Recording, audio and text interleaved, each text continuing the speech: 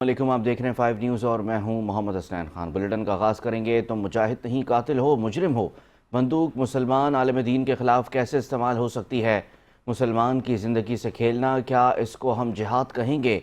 सरबराह JUI मौलाना फजल रहमान का नौशहरा में दारुल उलूम हक्कानिया में ख़िताब। कहा, ये इंसान और आलम दीन के ख़िलाफ़ जिहाद नहीं है बल्कि दहशत गर्दी है। ये लोग जिहाद का नाम लेकर जन्नत का रास्ता दिखा रहे हैं। दहशतगर्द मसाजिद को निशाना बना रहे हैं। ये काली आंधियाँ गुजर जाएंगी, ये मदारिस या आलम दीन रहेंगे। दिल से बद्दुआएं निकलती हैं। पहले हम कहते थे कि अल्लाह इनको हिदायत दे।